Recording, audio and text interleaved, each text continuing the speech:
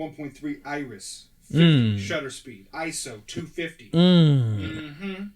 Locked. Cocked. And ready to rock.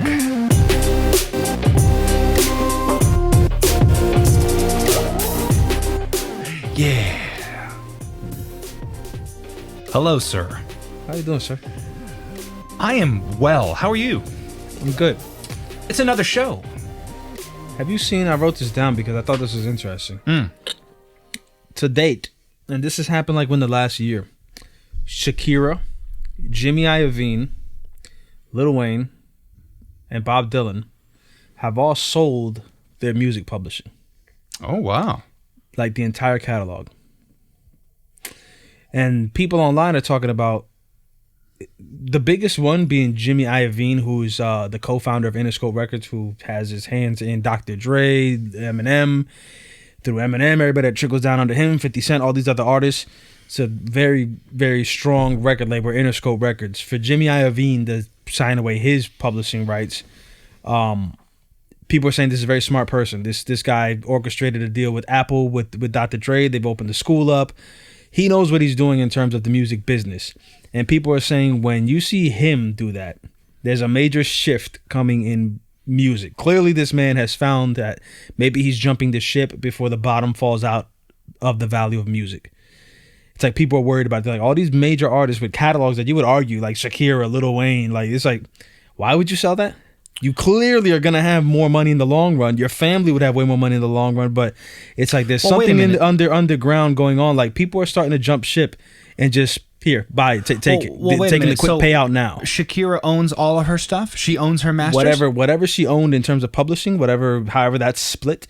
Because for like, every song... Isn't that normal? Like, you don't. The record company owns all your stuff. Well, no, every song, and it depends. Well, sure, not always. But every song has like several different layers of rights. It's like the publishing rights, the performing rights, and then the publishing goes to whoever made the beat, whoever wrote the song or performed the song.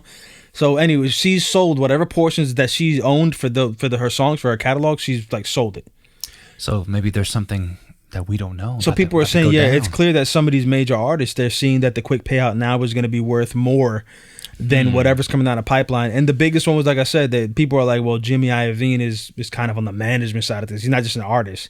Because artists, like Lil Wayne, they said, well, he sold his catalog, including like they were like Drake's, Nicki Minaj, all of them like falls under him. He sold all of that stuff. And then it came out that he's facing like federal charges for something. They're like, yeah, he makes sense. He needs that one. I need a cash influx right now. I might be going one and some of those other artists. That's interesting, man. And they're like, what's coming down for the devaluation of music? And it's like the devaluation of content. I told you I was talking to Jerome recently and just talking about music and the value of music and stuff like that. And it's like touring is out of the question now. Period, because of just COVID and where we're at. We just don't know. There's no touring. There's no performing, really. And for many artists, that's where that's where a lot of their cash flow comes from. That's where all your money was coming from. Because on in tour, the era we grew up in the era where it made sense. People were buying albums for $10, and you could sell it out of your book bag, out of your trunk. You can make money off of your music. The days of paying for music direct like that are over. People want streaming and access to the infinite amount of songs, and I'm not going to pay you specifically for your album. So the artist found out that just your money's going to come from merchandise and from touring. That's been taken away now as well. That's gone. So what do you do? So what do you do? And I think this is the challenge for 2021's creatives. Your own stuff, and you create those backdoor deals. But what's the challenge now is even owning it. Easier said than done. Well, the thing is, you go out and you create it yourself, right? You just do it like the old school way. We were talking about how some of the greatest albums and songs were made in people's basements. Like, you go look at the making of this, and it's like, oh, that was in my friend's closet in the apartment he lived in New York, and that's what we did, and it's a classic record, right? It's going to be interesting in 2021 to navigate as creatives, and even that term's become a cliche. Everybody's a creative. But for creatives to navigate, how are you going to survive now? Because we need money. And it seems like every door is closing like rapidly. I don't know what we're gonna do. I'd be interested to hear people's feedback as far as what's the next move, because social media has been milked dry. Everybody has hacked the algorithm. Everybody knows whatever. So Facebook and everybody else is saying you're not gonna get any what's that called? The spread, the reach, the natural reach, the reach organic that reach you normally would anymore, because you got to pay us. We figured out that you guys kind of reverse engineer the algorithm enough to where you didn't really need us, and now we've clamped down on that. You're not going to be seen unless you're paying us. So it's like, how do you pay as a person starting at zero? How are you've got the passion to make a movie. You went and spent what little money you had. You bought a camera. How do you now have a budget for marketing and stuff like that to get reach? What's the next move? What's the next thing? Well, in the movie industry, you're seeing it. More and more people are turning to services like Netflix and Hulu and all of these streaming services. And now that's where, on Reddit, I follow the filmmaking subreddit, and it's a number of no important filmmakers are on that subreddit. It's just a bunch of people trying to make it, right? Mm-hmm. Indie guys and gals. But, every once in a while you'll see a little thread pop up and say, guys, after and it just always makes me just depressed. It's like, after 4.5 years of living out of my car and getting this film finally made, it got picked up by Hulu and they're running it on Hulu for the next 2 weeks. Mm-hmm. And I'm like, damn. Wow, 4.5 years of blood, sweat, tears, and you went broke and you did all this to make. And you know what's funny? And then I'll watch. I usually click on those links. I'm like, let me go check this, guys. Let me go check this out. Right. And I'm usually not impressed. I'm like, yo, that's crazy. But streaming and this is the world we're living in now. The artist world. It's a very interesting dilemma that you pose here. And that's for everything. That's not just music and movies. That's if you want to make a video game, if you want to be a digital artist, if you want to be a physical media artist. And I guess this is just for the creative arts that I'm speaking about. Maybe it applies to other areas of business. Mm-hmm. But for creative arts, like if you're any kind of a drawer, painter, graphic art, photographer, videographer, video game designer, cinematographer, my goodness, the cliches. What are you going to do to make ends meet in the meantime? I mean, I guess it's back to the what we know, right? You keep pushing until it works out one day. It's funny. I see a lot of people in the film industry, they just turn to, they're just YouTubers now. Now you're just sitting around like you're a YouTuber, and it's like, oh man. That's fine, because some people do carve their niche in everything, right? Like I think the days will come where somebody will make it and they'll make it big on Netflix, and that's where all their stuff is at, and big on Apple Music, and that's where all the stuff is at. Same thing with YouTube. Oh, it's happening. Clearly, people have proven it that yes, you can make a living off of YouTube. Is this as readily available to everybody on the planet? No, not so much. It's some of it. These YouTubers that are people think they're millionaires on YouTube. Those are a handful of people. You know what I mean? It's a handful of people. It's like we've seen it before. Only there's the elite, man. It's not like if I work real hard, I can make $1 million a year on YouTube. No, you got to be special, dude. It's like making it in the music world. There's a number of things that have to happen and fall into place, man. You got to be seen by the right people. You got to have the it factor. You got to have a lot of things going for you. And that comes with consistency, because I've always, my whole thing, that my thesis on this stuff, on being successful, is just be who you truly are and just be consistent. Deliver that on a consistent basis, and don't worry so much about the metrics and stuff like that. But what I'm looking at that worries me is just, it feels like all the doors are closing, even for the people that know the business. And that's why I brought up those artists in the very beginning. Yeah. Like people that know much more than us. Stars, yeah. Yeah, that kind of transcend generations as well. These are legacy acts. Mm-hmm. And legacy, Jimmy Iovine, this is a guy that has been around forever in the music industry. And to see these people kind of making this dramatic shift, doing something that as a musician, this is like a cardinal sin. You never sign away your publishing or your masters. But these people are doing it. And it seems to be the smart move. We don't know why yet. And I'm interested to see why that's a smart move soon. I think we'll find out this year where the money's going. What do you think is happening? They're going to go. There's only there's two things that are happening. They're quitting music forever. That's not going to happen. No. Or they're going to do it on their own. That's the only other option. Well, some of them were kind of doing it on their own. Lil Wayne was he was doing it on his own to an extent, and Jimmy was doing it on his own. Like, he's an owner of a company. I don't know. That's what I'm saying. I'm interested in seeing where this ends up going, because I don't see what the next move is. I don't get it. To me, this is unprecedented to see people just signing this away. Like I said, this is something that was unheard of. You never did this. You did a lot of things, but you never signed away any of your publishing or your master rights.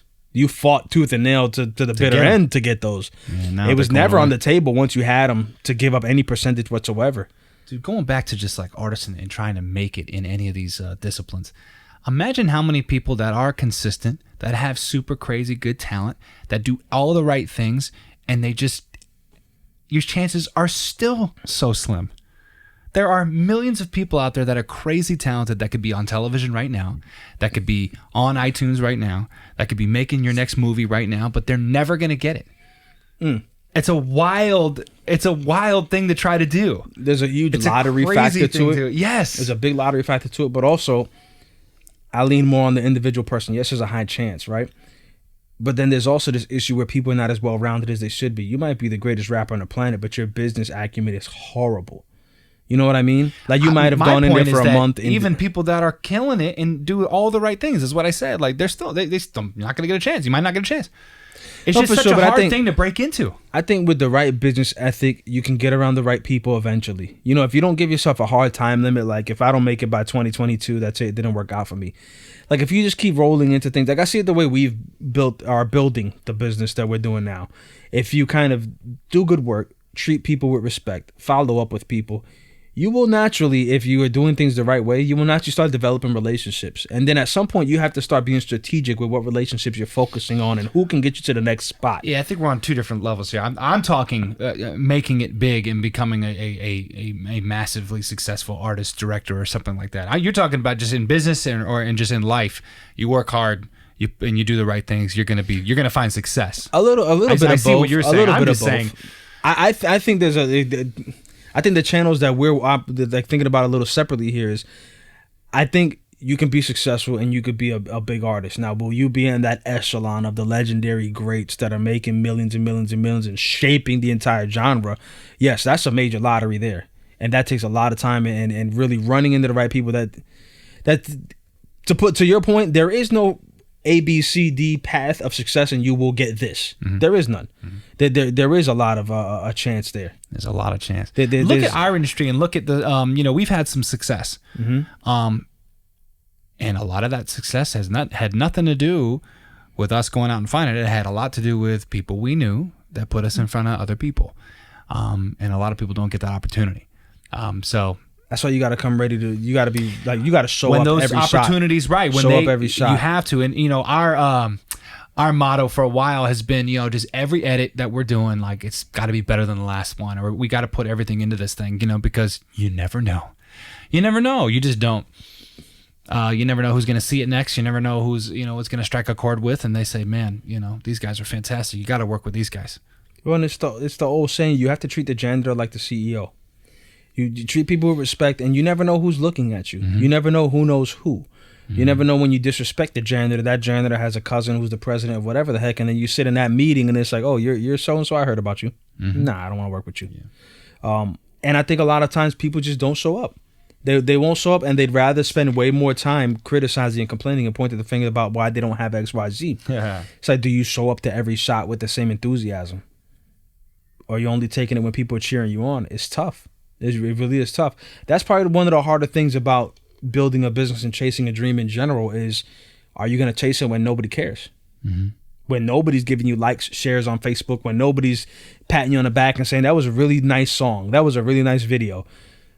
Immediately do you just give up? Because if that's the case, then you kind of get out the way for the other person that has to drive. Because I'm sure there's millions and millions of people who, despite the applause, are going to push right past you, and you'll just be bitter and say, but I'm better than him. Something's different. There's something else there. Yeah, because for sure it's not just talent. Talent is going to get you seen, and then your business acumen and how you treat people is going to determine how long you're seen. And I've seen that in so many different. I'm a big sports guy, and I follow the Washington football team, and I listened to this podcast. A former player, this guy named Chris Cooley, and this other guy, a radio personality named Kevin Sheehan, and it's so funny. They were talking about this quarterback, this backup to the backup quarterback on Philadelphia, on the Eagles team, who played in the season finale for Philadelphia. And he's not that great of a quarterback. And they're like, how is this dude still in the league? Like he's bounced around by 3 or 4 teams. And Chris Cooley knew the guy, and he goes, I'll tell you why. Because this dude works his ass off, and he's liked. Mm-hmm. People love him in the locker room. He's a great guy. He's a great teammate. He's a great person. He shows up on time. He busts his ass. That's why he's still in the league. I'm like, that's crazy. You can see it everywhere. You know what I mean? He's not the starting quarterback for the New England Patriots, and he's not making $30 million, but he's in the NFL. He still has a job, and it's not all have to do with how well he can throw the ball. There's other factors here, people. There's other factors. I think that's one of our strong suits. I feel, of course, I'm biased. I feel like we come to market with a very very nice product. I think our product is very respectable, but I think more importantly, we do it fast, and we create real lasting relationships with people, and I think people like us. I think you like us, right? I mean, you know what I mean? It's wonderful, and that's my favorite part about this job is creating those relationships. But I think that's our strong suit. People like working with Matt and Tony. It's not this big. It's not a van, 14 vans that show up with 30 people to do your one little interview shot and just say, look at me, we're on set. Give me the 25 millimeter lens, please. It's just Matt and Tony. I think that's a big selling point for us. We're just regular humans, dude. Yeah, and we've said that before to people we work with. Don't sell me the shop. Sell me who you are.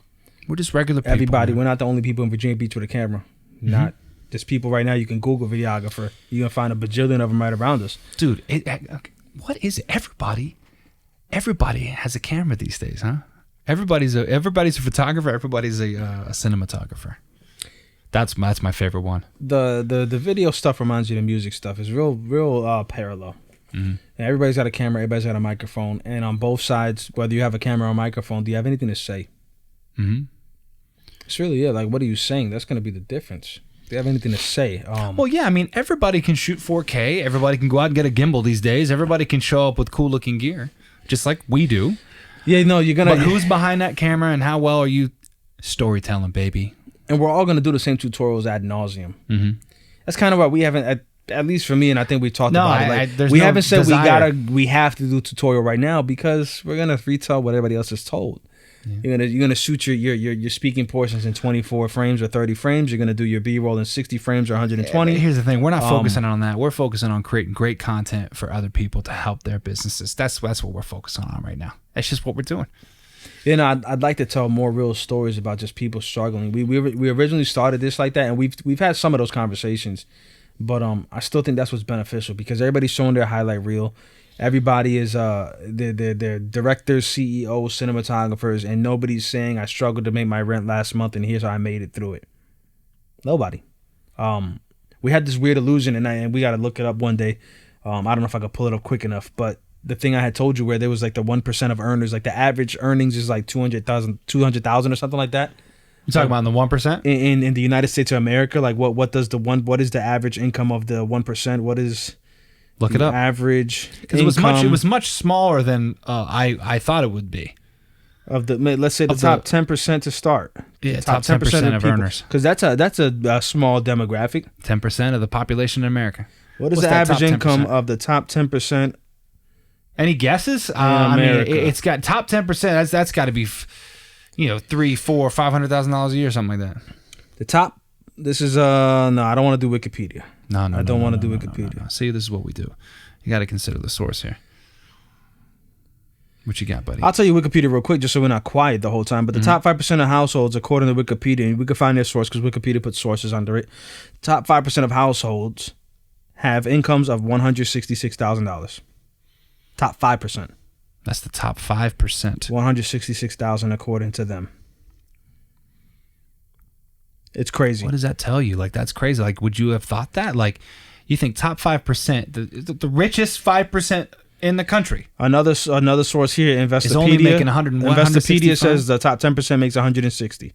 Who is this? Investopedia. Just what looking the up hell different is quick Investopedia? sources. I've literally never heard of that. I wanted to see the Yahoo. How about Forbes.com? Forbes also. Yahoo Finance. Top 10% in West Virginia is 150,000. Top 10% in Mississippi, 150,000. Let's go all the way to the number one state. One state, California, New York, right? Mm-hmm. No, DC. Top 10% makes 300,000. You would think it'd be millions, right? There's no millions anywhere, are there? There's no millions. New York, 260,000. Bottom line is, as a society, our perspective of how much you need to make it is very skewed. We've been told since a kid, you got to be the millionaire, you got to be the billionaire. Those are not even the 1%. Those are the point something percent, 0.00 something percent in America. So the people that are living the life you want to live are not making in the grand scheme of things, that much more money than you. There's just a little bit of more drive and Tell push. that to the $35,000 freaking second grade teacher. Well, 35,000, yes, but I'm talking about the top percent. Like you gotta look at it more realistically. The gap between 35,000 and 100,000. What's the average median income in America? Can you look that up real quick? Median income, yeah. What's the median income? To my point, the gap between so the median income in Virginia is 70,000. So 70,000, and what was Virginia? We'd say 250. 250. The gap that's between, a pretty big jump. It's not 70,000 to 1 million is my point. Right. 1 million seems like the forever impossible number. And I guess it's what I'm trying to say is lower that ceiling to I need to make 200,000, not 1 million. You understand? Like it's not that impossible when you start looking at it in those realistic terms. When you start looking at, who are you choosing to live your life with? Because that 70,000, one person can make about 50,000. You get married, another person could be making about 50,000. You're at 100,000 now. Now you're halfway there. It's just different life choices, different things. But I'm saying the gap between 70,000 and 1 million is crazy. The gap between 70,000 and 200, not as much. Sure. Not as much. And if we had that drive to keep it where that goal is actually attainable, because I think most people, you sit down and you say, I'm never going to do it. I'm never going to be Jay-Z. Jay-Z makes $1 billion a year. Well, of course not. You don't have to, not to have the life you want, because to have the life you want where you have that crazy house, you don't need to make $1 million. No. That's really the biggest point that I'm trying to say now. You don't need to make $1 million. You don't need to be a millionaire, 2.3 million a year. You don't have to have that life that you think is impossible. You'd be surprised. You'd be surprised. You go to some neighborhoods in Virginia Beach. I think if you start asking people how much they make, you're not getting millions. You're not getting millions. You might hear people say, I make 150,000 a year. Mm-hmm. That is a lot. Yeah, I'm not trying to discount that. That's not a lot. Especially if you're making 40 grand. That's a lot of money. But you see what I'm saying? You see how I'm saying it? 150,000 is a lot of money. People should understand that. That should be more of a serious goal. I want to make 200 grand. It's awesome. You are going to live a very comfortable life if your household is bringing in 150, 200,000 just on that quick research in most states in the United States. In most states, in all 50 of the 50 states, if you're making 200 grand, you are living a very, very comfortable life. Most people don't make that though. It's clear. It's 10%. Oh, sure. Less than 10%. Sure. But the goal, we're talking about goal. Mm-hmm. We're talking about goals that actually make more sense than the actual millionaire goal. Well, and it's like, you got to think about it too. If you find passion in painting houses, you might never get $200,000 a year painting houses. You might. Well, and there are certain careers that lend themselves to more money than others.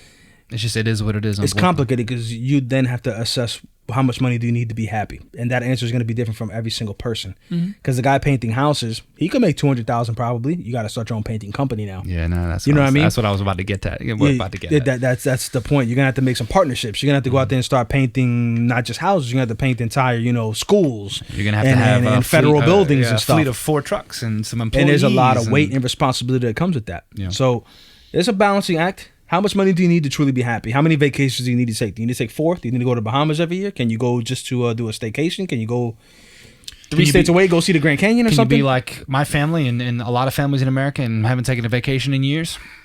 It's like one every 5 years or something. It all depends. It all depends. It's very complicated. Anybody that's seen this podcast knows we dive deep into some things like that. We get it. Depending where you are, depending a lot of different factors, these conversations are kind of tougher because you might be the guy making 35 grand because where you live, there's not a lot of job opportunities to begin with. We see this. Norfolk is right around the corner, and there's what they call food deserts and even job deserts, where in the area there's not a single Walmart within an X mile radius. There's areas of Norfolk right now that they're classified as food deserts where the only place you can get food is at gas stations within like a 20-mile radius. Where you have to and then you get into at that level of poverty, it is when you only have that because Harris Teeter, Walmart, whatever doesn't bother investing in that community. They don't want. Why am I going to pay $5,000, $6,000, $7,000 of rent in a building where the income shows that they don't have it? So why would I put my building there? Also, the jobs are not there. Perpetuates. It's a cycle, and it's tough, and that's where your local government comes into play. And has to find creative solutions to make it attractive for Amazon to set up a warehouse in these low-income areas to raise them up, to pull them up. It's very complicated. But I don't know how we got on the top. Just making dreams that make more sense. I don't know how we got there, but... Oh, just talking about tempering your expectations on what we maybe have thought would be, the tippity top. And maybe going, oh, no, the data shows it's actually not too far-fetched. And you have every right to say, Tony, shut up. I'm not stopping until I hit $1 million. That's cool if you got that drive. I'm just saying, for most people, I think when we hear about, I want that fancy car and that house like that, it's like, you don't need as much money as you thought. You don't need to hit the million. Think about 100,000 first. Roll into that first and work towards that goal. 50,000. 50,000, yeah. We work your way up. I remember getting what was it, $7.50 an hour when I first started working, something like that. It might have been less. It's like $7. I think I got my first job. Oh yeah, well, Something like that an hour. You roll. It's not a living wage, but you got to push start somewhere. That's a deeper topic too. Does your first job have to be a living wage? That's a very sensitive and deep topic. Does the very first job have to be a living wage? Well, most people, their first job at 15 years old, you're living at home. Mm-hmm. So it doesn't need. So to be you don't need wage. it doesn't have to be a living wage. Yeah. That's something that needs to be addressed as well on the grand scale of what minimum wage really means. Who is that for? It needs to be identified. And I always look at it like this. I told many friends this, then they've already heard this a million times. I address the topic of wage on the side of education. I don't focus on the money. I know the money's important. I know that that's a major issue. I think if education was better, if skills and trades were pushed more and from the high school level, and everybody left high school with some trade, you'd be more valuable right out the gate. My brother left high school as a welder. That already, you're not going to make minimum wage as a welder anywhere. You don't have to be a welder, but you have that option. And I think we need to focus more. I wish education shifted more to teaching people a lot of the practical skills. So when you leave, like I think I've said this before. I don't know who I mentioned it to. I talked to a few guys, and you're one of them I talk to every day. So this might have been an idea you heard before. But I'm like, maybe in your last 2 years of high school, you don't do PE and study block. Maybe you go do an internship, partnership with these people in the area. You know, you ride a bus, you go over there, and you go learn how to be an accountant. You go learn how to do whatever. You know, give them some more practical skills. So you mean they shouldn't be sitting in a classroom dissecting Beowulf? Not in 11th and 12th grade. I agree completely with not at 11th and 12th grade. I completely agree. There's some great memes out there that's like, you know, I don't know how to do my taxes, but I know that Pythagorean theorem like the back of my hand. Let me tell you how many times I've used that since I've been out of school. Mm-hmm. There's these things, and it's like, yeah, no. I understand the point. They have a very difficult job because you're trying to jam pack a world's worth of knowledge in 12 years, and that's still not enough, honestly. It's really actually it's kind of stupid to do that, don't you think? A little unattainable, no? How about we focus on creating better citizens, more prepared people? I'm with it. No, a lot of the American history stuff like that, it's good to know your history, but unless you're going to be a historian as a profession, these things are not going to help you. A lot of 12th grade really should be focused on just like a Job Corps type of thing. You see these commercials for stuff like that. Where it's like, you're going to spend all 12th grade learning how you should come dressed, how you should speak. Public speaking should be mandatory. Instead of PE and like liberal arts being mandatory and stuff like that. Not that PE is a liberal art. I'm just saying things that don't seem to be pressingly urgent to learn in your last year of high school. When I left the Marine Corps, there's this thing called TAPS class. Basically, it teaches you. Like on the horn? What do you mean? Taps like on the horn? Oh no, not the bugle call. I get why you would think that. No, taps. It basically teaches you how to be a civilian again, how to re-enter the workforce. Hold on, what the hell is it? TAPS class meaning? Like I can't remember what it stands for. Transition Assistance Program, basically. It's like if you were in jail and you get out, you go back into the... It's funny. It's like how to write a resume, how to take your skills that you learned in the, in my case, the Marine Corps, and translate that into, some lingo that they'd understand. They said from cami green to corporate gray. And I just remember throwing up in my mouth. Yeah. And going, oh, hell no. Dude, I would never forget this. A buddy of mine, Jesse Barnes, I don't know if he watches the show. I'm friends with him on Facebook. He was at 8th and I with me up in D.C. where I was stationed my first time in the Marine Corps, my first 4 years. And he was in TAPS class with me. And they were going around the room, and they were like, we're going to go around the room, and everybody's going to say what they're planning on doing when they get out of the Marine Corps. Mm-hmm. And everyone's like, I'm going to be a accountant. I'm going to be this. I'm going to do construction. He gets to Jesse, and Jesse was like, he leaned back in his seat and was like, I'm going to be a freaking rock star. And I looked over him and I was like, that's what I'm talking about. It was just the absurdity of it. For some people, it just was.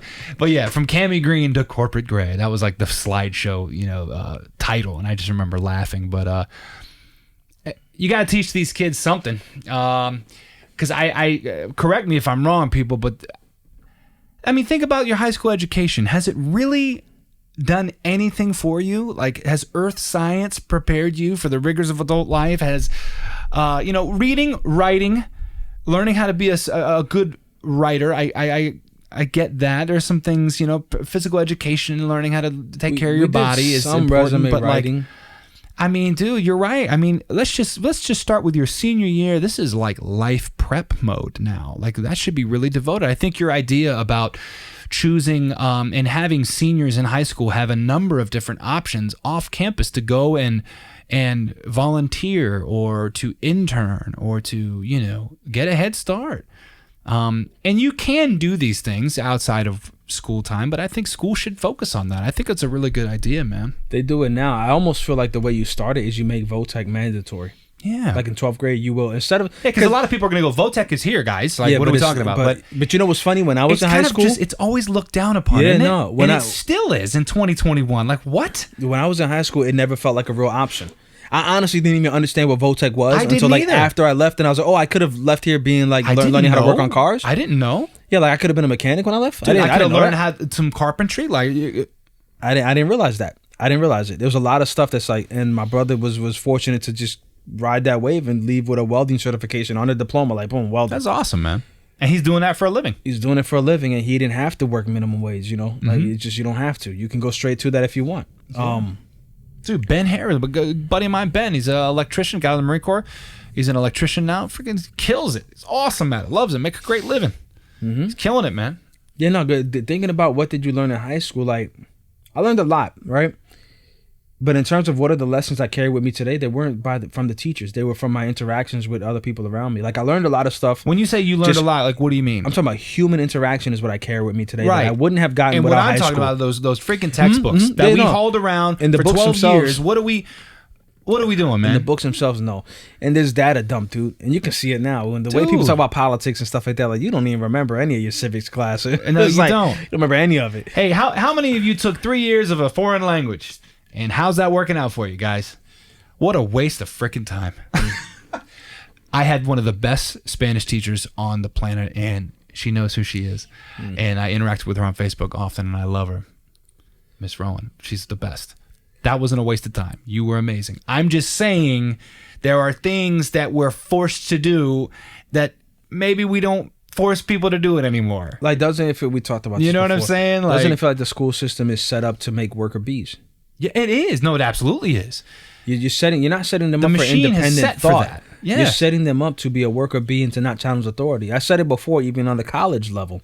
You take business you say management class. class. I know what you're trying to say. We're not trying to start an insurrection here. I am. It's our house. You're talking about critical thinking. We're not trying to raise critical thinkers here. We're not trying to teach people how to be critical thinkers. I think you shake up the system. You're a disruptor, they call it in the business world. You disrupt the market. You go in there with a fresh idea and say, nah, I don't have to work for you. I can go work for myself. This is not thought that's encouraged in school so much. It's encouraged that break your back and one day you can be a supervisor. Well, dude, you can standardize testing. I mean, you just go on and on about how these systems are in place to just keep everything as it is, dude. As it is. You know what's spooky is that you start thinking, you go down that rabbit hole and think about this is what we're doing to the most innocent generation of our country. Like these people, these kids, yes, there's bad seeds everywhere. I get it. But these kids, for the most part, their minds are very malleable, right? And we're doing this from the beginning, indoctrinating them and beating them in the head that, one day you'll be manager. It's like, it's crazy that the adults are making this decision for the children. Like people that should know better. You know what I mean? Like, you know what they really need. You know what they need. They need a mind of their own. They need independent thought. They need to be able to make decisions on their own. It's what every parent wants for their kids. Well, every parent is going to have a conversation with their kid at one point and say, one day I'm not going to be here to do these things for you. But on a government level, it's like, nah. Don't think too much out of the box. One day you'll work for me and I got you, baby. Yeah, no. Nah. It's like Chris Rock talking about the difference between a rich person and a wealthy person. There's a big difference in his eyes. He said a rich person gets a check for $150,000 to do something. The person writing that check is wealthy. Yeah. These are the people that are wealthy, and they've been in power, and they don't want to lose it, and they're going to hand it down through the generations, and they want to keep it that way, and They don't want any shakeup at the top, baby. They don't want any new blood in anywhere, dude. What are we talking about? Keep this thing moving. Keep it the way it is, man. And the school system it's such a joke, man. My God. That's why I'm gonna tell you, What a regardless of in this, they don't think that Tony. Don't be jaded. Don't be so upset. You're gonna I hate to hear somebody think that way. To be honest, I think politics is a waste of time. No politician's ever gonna vote for less power, regardless of what he tells you and how good and warm and fuzzy he makes you feel. He's never going to vote for less power. So I feel like we are too far gone at this point. We're at the mercy of people that don't care about us, and you just gotta mine and figure out how you're gonna work your way and get your own happiness on your own terms. Because not to be too much of a downer, but it's like we were talking about in the car today about being small business owners, LLC owners. We went out and did this ourselves, worked hard to get the clientele and learn the skills and stayed up late and countless times all this. And look at how many people are reaching into our pocketbook and just going in and just taking their cut. It's crazy, man. That's why so many people don't do this. It really is fucked up. Like, it's crazy to think, well, half of every dollar and then some is just, consider that just gone. People that never were in our life, man, are just taking it. You have to pay fees for the luxury of just having independent thought. I decided I want to work for myself. That's cool. You want to work for yourself. You owe me $150 a year because of that. That's cute. Just for that, just because I want to work for myself, I got to pay you just for the permission to work for myself. The whole system is set up for worker bees. That's it. It is. It's set up for you to be a servant and not question anything. Yeah. Push through it. It's not all doom and gloom. It's just very difficult, and it could be disappointing and disheartening at times. Like today, when we're looking at that, it's like, how many hands we got to grease before we can make $1? Like, going down the list of like, so we need to pay this, and this, and still make an income. To open this door, and then we're not even getting paid from this door yet. It's just, you got to have startup money these days for all kinds of crap, man. It's just nuts. It makes sense why things cost what they cost. Mm-hmm. And it gives more compassion to independent business owners when... It's funny. I think we talked about this before. You don't necessarily go to Walmart and haggle with the general manager of Walmart, but you'll haggle with your buddy who just started a business. Mm-hmm. It's like, I don't understand it. Yeah, it's like there's this psychological thing where it's like, since it's the small business guy, I'm gonna tell him how much I'm paying. It's like, that guy doesn't have any wiggle room.